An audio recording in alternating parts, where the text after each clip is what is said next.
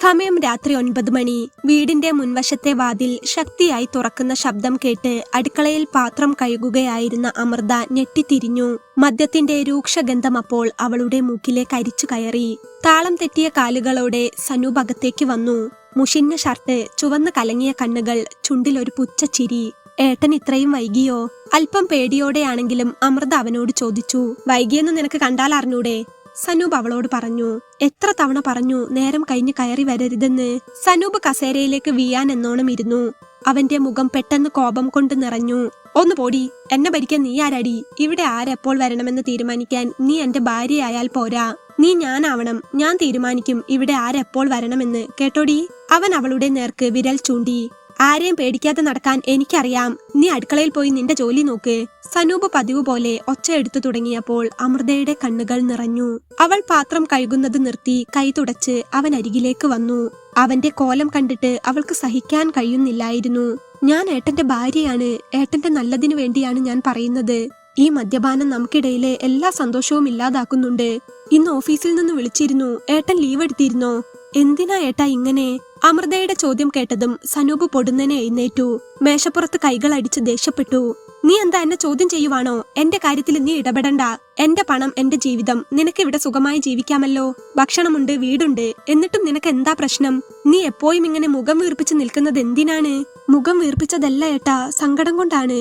എനിക്കിഷ്ടപ്പെട്ട, ഞാൻ സ്നേഹിച്ച എന്റെ ഏട്ടൻ ഇങ്ങനെ നശിച്ചു പോകുന്നത് കാണുമ്പോൾ സങ്കടം വരും. മദ്യപിച്ച് വന്ന് ഓരോന്ന് പറഞ്ഞ് എന്നെ ഉപദ്രവിക്കുന്നത് എന്തിനാണ്? എന്നെ, നമ്മുടെ ബന്ധത്തെയും ഏട്ടൻ ഒട്ടും വിലയില്ലേ? സനൂപിന് ആ ചോദ്യം കേട്ട് സഹികെട്ടു. അവൻ അവളെ നോക്കി ഒന്ന് പരിഹസിച്ചു. വിലയോ? നിന്റെയൊക്കെ വില എന്താണെന്ന് എനിക്കറിയാം. ഒരു ചുവട് മുന്നോട്ട് വെച്ച് ഭീഷണി സ്വരത്തിൽ അവളെ ഒന്നുകൂടെ നോക്കി. നിന്റെ അടുത്ത് ഞാൻ സ്നേഹത്തിൽ നിന്നാൽ നീ എന്റെ തലയിൽ കയറി കളിക്കും. അതുകൊണ്ട് മിണ്ടാതെ പോയി കിടന്നോ, അതാ നിനക്ക് നല്ലത്. എനിക്കിഷ്ടമുള്ളത് ഞാൻ ചെയ്യും. അവൻ ഒട്ടും വിലയില്ലാതെ പറഞ്ഞു. ഈ വഴക്കും ദേഷ്യവും ഒക്കെ പതിവുള്ളതാണെങ്കിലും അന്ന് അമൃതയ്ക്ക് അതൊക്കെ കേട്ടപ്പോൾ ആകെ സങ്കടം വന്നു. അമൃത ആകെ തകർന്നു പോയിരുന്നു. ഒരു വാക്കുപോലും മറുപടി പറയാൻ അവൾക്ക് കഴിഞ്ഞില്ല. അവളുടെ കണ്ണുകളിൽ ദേഷ്യത്തേക്കാൾ കൂടുതൽ അവഗണനയുടെയും ഒറ്റപ്പെടലിന്റെയും വേദനയായിരുന്നു. അവൾ മെല്ലെ തിരിഞ്ഞു മുറിയിലേക്ക് നടന്നു. മനസ്സിൽ അവൾ ഒരു തീരുമാനം ഉറപ്പിച്ചു കഴിഞ്ഞിരുന്നു. ഇനി വയ്യ. ഒരു നിമിഷം അവൾ എന്തൊക്കെയോ ആലോചിച്ച് അങ്ങനെ നിന്നു. പല രാത്രികളിലും ഭയന്ന് വിറച്ച് കരഞ്ഞുകൊണ്ടാണ് അവൾ നേരം വെളുപ്പിക്കാറുണ്ടായിരുന്നത്. എന്ന് ശരിയാകുമെന്ന് കരുതിയിട്ടാ. ഇനി വേണ്ട. അവളുടെ മനസ്സിൽ ഒരു തീരുമാനം ഉറച്ചു. ഇനി ഇവിടെ നിന്നാൽ ഞാൻ ജീവിച്ചിരിക്കില്ല. പിറ്റേന്ന് നേരം പുലരും മുൻപ് വീട്ടിലെ നിശബ്ദതയിൽ ഒരു വാക്കുപോലും പറയാതെ ഒരൊറ്റ ബാഗുമായി അമൃത ആ വീടിന്റെ പടിയിറങ്ങി. പോകുമ്പോൾ വാതിൽക്കൽ വെച്ച് ഒരു നിമിഷം തിരിഞ്ഞു നോക്കി. നിറഞ്ഞ കണ്ണുകളോടെ അവൾ ആ വീടിനോടും അന്തരീക്ഷത്തോടും മറ്റെല്ലാവരെക്കാളും താൻ സ്നേഹിച്ച സനൂപിനോടും യാത്ര പറഞ്ഞു. നേരം പുലർന്നു. വീടാകെ നിശബ്ദമായിരുന്നു. അമൃത പോയതൊന്നും സനൂപ് അറിഞ്ഞില്ല. ഉച്ച കഴിഞ്ഞാണ് അവൻ ഉറക്കമുണർന്നത്. അമൃത ചായയുമായി വരും. അവൻ വഴക്ക് പറയും. അതാണ് പതിവ്. പക്ഷേ അന്നാരും വന്നില്ല. അമൃതേ ഡി, അവൻ ഉറക്കെ വിളിച്ചു. മറുപടിയില്ല. അവൻ എണീറ്റ് പോയി അവളെ വീടാകെ തിരഞ്ഞു. അടുക്കളയിലും മുറിയിലും എങ്ങും അമൃതയില്ല. സാധാരണ ദേഷ്യപ്പെടുമ്പോൾ ചിലപ്പോൾ അവളുടെ ഫ്രണ്ടായ സ്നേഹയുടെ വീട്ടിലേക്ക് പോകാറുണ്ട്. പക്ഷേ ഒരു ദിവസം കഴിഞ്ഞാൽ തിരികെ വരും. പ്രണയവിവാഹമായതുകൊണ്ട് തന്നെ അവളെ അവളുടെ വീട്ടിൽ കയറ്റില്ല. അവള് ദേഷ്യം മാറുമ്പോൾ വരുമെന്ന് കരുതി സനൂപ് പിന്നെ ആ ഭാഗം ചിന്തിച്ചില്ല. 2 ദിവസം കൂടി അവൻ ജോലിക്ക് പോയില്ല. വീട്ടിൽ തന്നെ ഉണ്ടായിരുന്നു. 2 ദിവസം കഴിഞ്ഞു പോയിട്ടും അമൃത തിരികെ വന്നില്ല. പിറ്റേന്ന് സനൂപിന് ജോലിക്ക് പോകാനുണ്ടായിരുന്നു. പക്ഷെ അവന് ജോലിക്ക് ഇറങ്ങാൻ തോന്നിയില്ല. എന്നും വഴക്കും പ്രശ്നവും ഒക്കെയാണെങ്കിലും അതുവരെ തന്റെ ഒപ്പമുണ്ടായിരുന്നവൾ പെട്ടെന്നില്ലാതായപ്പോൾ അവന്റെ മനസ്സിൽ ഒരു ചെറിയ ഭയം തോന്നി തുടങ്ങി. അവൾ തന്നെ വിട്ടുപോയതാണെന്ന് അവന് പതിയെ മനസ്സിലായി. ആദ്യം അവന് ദേഷ്യമാണ് വന്നത്. അവൾക്ക് അത്രക്ക് ധൈര്യമുണ്ടെങ്കിൽ അവൾ എവിടെ വേണമെങ്കിലും പോയിക്കോട്ടെ, എനിക്കെന്താ? പക്ഷേ അങ്ങനെ വിചാരിക്കാൻ അവന് പറ്റിയില്ല. പെട്ടെന്ന് സങ്കടം കൊണ്ട് അവന്റെ കണ്ണ് നിറയാൻ തുടങ്ങി. അന്ന് വൈകുന്നേരവും അമൃത തിരിച്ചെത്തിയില്ല. അവൾ പോയ ആ ദിവസത്തിനു ശേഷം സനൂപിന്റെ വീട് ശൂന്യമായിരുന്നു. അടുക്കളയിൽ പാത്രങ്ങളുടെ കിലുക്കമില്ല. വസ്ത്രങ്ങൾ അലക്കി ഒതുക്കി വെച്ചിട്ടില്ല. രാവിലെ കതകിനടുത്ത് നിന്ന് ചിരിക്കുന്ന അവളുടെ മുഖമില്ല. രാത്രിയിൽ കിടക്കയിൽ അവളോട് ചേർന്ന് കിടക്കുന്ന ആ ആശ്വാസമില്ല. അസുഖം വന്നാൽ തഴുകിത്തരുന്ന അവളുടെ കൈകളില്ല. എല്ലാം കൊണ്ടും സനൂപ് ആകെ കൂടെ വീട്ടിൽ തനിച്ചായി പോയിരുന്നു. ഓരോ കോണിലും അമൃതയുടെ ഓർമ്മകളായിരുന്നു. അവൾ നന്നാക്കിയെടുത്ത പൂന്തോട്ടം, അവൾ അടുക്കി വെച്ച പുസ്തകങ്ങൾ, അവൾ പാചകം ചെയ്ത ഭക്ഷണത്തിന്റെ മണം. ശരിക്കു പറഞ്ഞാൽ സനൂപ് അപ്പോൾ ആ സത്യം തിരിച്ചറിയുകയായിരുന്നു. അമൃത പോയതോടെ വീടിന്റെ ജീവനാണ് നഷ്ടമായത്. അവൾ ഉണ്ടായിരുന്നപ്പോൾ അവൻ ഇതൊന്നും മനസ്സിലാവുന്നുണ്ടായിരുന്നില്ല. അമൃതേ, നീ ഇല്ലാത്ത വീട് എനിക്കൊരു ശ്മശാനം പോലെ തോന്നുന്നു. നിന്നെ വേദനിപ്പിച്ച് കളഞ്ഞപ്പോൾ ഞാൻ എന്നെ തന്നെയാണല്ലോ ഇല്ലാതാക്കിയത്. ഇപ്പോഴാണല്ലോ മോളെ ഞാനത് തിരിച്ചറിയുന്നത്. എനിക്കൊന്നിനും കഴിയുന്നില്ലല്ലോ. ആകെ ഒറ്റപ്പെട്ടവനെ പോലെ, ആർക്കും വേണ്ടാത്തവനെ പോലെ. അവൻ മറ്റൊന്നും ആലോചിച്ചില്ല. അവളായിട്ട് തിരികെ വരുമെന്ന് കരുതിയാണ് അവളെ ഇതുവരെ വിളിക്കാതിരുന്നത്. എന്നാൽ അവൾ തന്നെ ഇട്ടിട്ട് പോയി എന്ന് മനസ്സിലാക്കിയ സനൂപ് വെപ്രാളത്തിൽ ഓടിച്ചെന്ന് അമൃതയെ വിളിക്കാനായി അവന്റെ ഫോൺ നോക്കി. സനൂപിന്റെ കണ്ണുകൾ നിറഞ്ഞൊഴുകി. അമൃത പോയതോടെ വീടിന്റെ ജീവനാണ് നഷ്ടമായതെന്ന് അവന് ബോധ്യമായിരുന്നു. ഒരു നിമിഷം പോലും പാഴാക്കാതെ അവൻ വേഗത്തിൽ ഓടിച്ചെന്ന് മേശപ്പുറത്തിരുന്ന ഫോൺ എടുത്തു. അവളെ കോളാക്കാൻ പോകുമ്പോഴാണ് മുറിയിലെ ഡ്രസ്സിംഗ് ടേബിളിനരികിൽ വെച്ച ഒരു ചെറിയ പാക്കറ്റ് അവന്റെ ശ്രദ്ധയിൽപ്പെട്ടത്. കൗതുകത്തോടെയും ഒപ്പം പേടിയോടെയും അവൻ അത് തുറന്നു നോക്കി. അകത്ത് കണ്ട കാഴ്ച സനൂപിന്റെ കണ്ണുകളെ പെട്ടെന്ന് ഈറനണിയിച്ചു. അത് 2 ചുവന്ന വരകളുള്ള ഒരു പ്രഗ്നൻസി കിറ്റായിരുന്നു.